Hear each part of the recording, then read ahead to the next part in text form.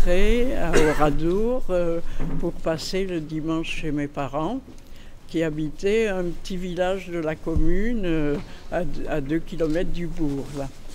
Et donc ce samedi-là, le 10 juin 1944, comme d'habitude, je suis allée vers 18 h prendre le tram qui venait à Oradour. Et avant d'arriver à Oradour, déjà sur la hauteur, au dernier virage, de l'autre côté de la Glane, sur l'autre hauteur, il y avait l'église en flammes. Alors c'était très impressionnant. Et puis à droite et à gauche de la route, puisque le tram suivait la route, il y avait plein de soldats et ils ont stoppé le tramway, donc à la hauteur, là où il y a actuellement une zone, une station d'essence, une zone. Et donc là, bon, le tramway était arrêté, on ne savait pas si on pouvait descendre, ce qu'on pouvait faire. Et bon, on a vu mettre le feu parce que en dehors du bourg lui-même, ils ont aussi incendié les hameaux qui se trouvent sur la route de Limoges avant d'arriver à Oradour. Donc là, un SS est venu nous donner l'ordre aux voyageurs à destination d'Oradour de descendre. Nous sommes descendus, nous étions 20 et ils nous ont emmenés à travers champs et donc pas dans Oradour parce que tout Oradour était en flammes à ce moment-là. Hein. Donc ils nous ont emmenés à travers champs et un SS nous a dit « les femmes et les enfants brûlent dans l'église ». Alors ça, nous ne pouvions pas le comprendre, pas le croire, mais comment est-ce que nous ne savions pas ce qui s'était passé dans la journée. C'était 4 jours après le débarquement en Normandie. Bon, c'est vrai qu'il y avait un développement des actions des maquisards. Qu'est-ce qui s'était passé à Oradour? Est-ce qu'il y avait eu des combats? Nous ne savions rien, nous arrivions là tout à fait dans l'inconnu. Et cette déclaration, les femmes et les enfants brûlent dans l'église, mais ça paraissait complètement dément et incroyable, impensable, quoi.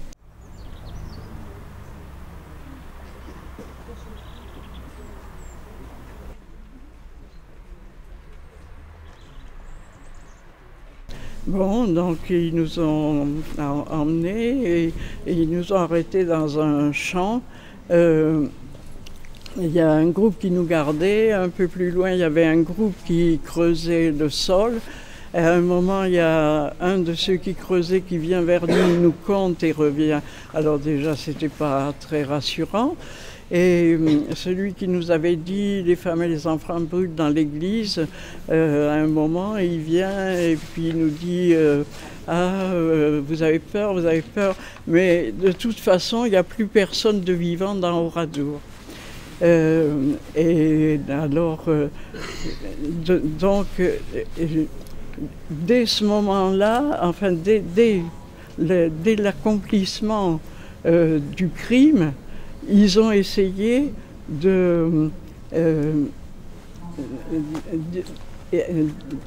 comment exprimer, de créer la version négationniste. Le gars, il nous sort une grenade de sa poche. Vous savez ce que c'est, ça? Ben, c'est une grenade américaine, il y en avait dans toutes les maisons. Hein? C'est comme si c'était possible d'avoir des grenades américaines dans toutes les maisons. Bon, donc voilà, tout ça ne nous rassurait pas beaucoup sur notre avenir immédiat. Et puis vers 22 h, On était arrivé, le tramway était arrivé vers 19h15 par là. Hein. Bon, le temps qu'on nous fasse descendre, etc. Et puis on est resté assez longtemps dans ce champ. Et donc, un officier est arrivé. Et alors, moi, comme je travaillais à Limoges, j'avais ma carte d'identité avec mon adresse à Limoges, je me suis précipitée avec ma carte. Nous ne sommes pas d'Oradour, nous sommes de Limoges, nous allons dans un village passer le dimanche. Je ne sais pas si quelqu'un lui a traduit, je ne sais pas s'il a compris, je ne sais pas si sa mission était terminée, mais enfin, toute la journée, ils ont assassiné tous les gens qui ont essayé d'entrer dans Oradour. Et là, il a dit « Raust ». On a compris qu'on pouvait partir et on est parti dans la direction opposée à Oradour. Et quand on est arrivé au village Les Bordes, les gens étaient sur le seuil de la porte, ils se sont précipités vers nous. « Ah, enfin quelqu'un qui vient d'Oradour, vous venez d'Oradour, qu'est-ce qui se passe? Où sont nos petits qui ne sont pas rentrés de l'école ?» Et oui, tous les enfants de la commune étaient à l'école à Oradour et donc les enfants n'étaient pas rentrés. Alors bien sûr, nous leur avons dit que nous ne venions pas d'Oradour, que nous étions dans le tramway. Et surtout, nous ne leur avons pas dit ce que le SS nous avait dit, parce qu'on ne peut pas le croire. On ne voulait pas le croire, c'était pas possible. Voilà. Donc, on a passé la nuit avec ces gens-là à échanger nos angoisses réciproques. Hein.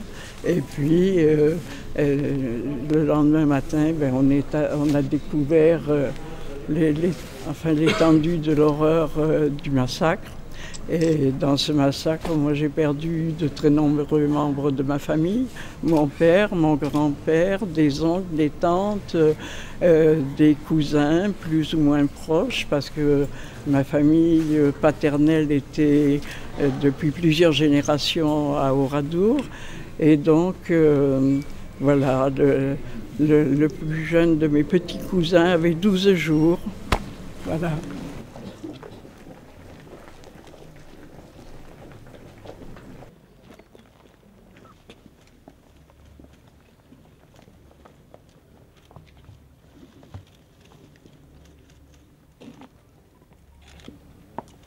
C'était important qu'à l'occasion des 120 ans, de notre réunion à Limoges, on vienne ici, à Oradour, dans ce lieu de mémoire, ce lieu qui montre avec force, émotion, la barbarie nazie.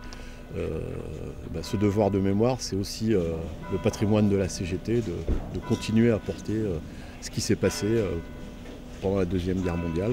Donc oui, c'était nécessaire qu'on soit là, en plus avec une personne qui a vécu cet épisode dramatique, Camille, ce nom. Donc je pense que c'était essentiel que la direction confédérale soit présente ici. Et on ne ressort pas pareil après cette visite. On a un autre état d'esprit, on est évidemment très ému, mais en même temps révolté par ce qui s'est passé ici.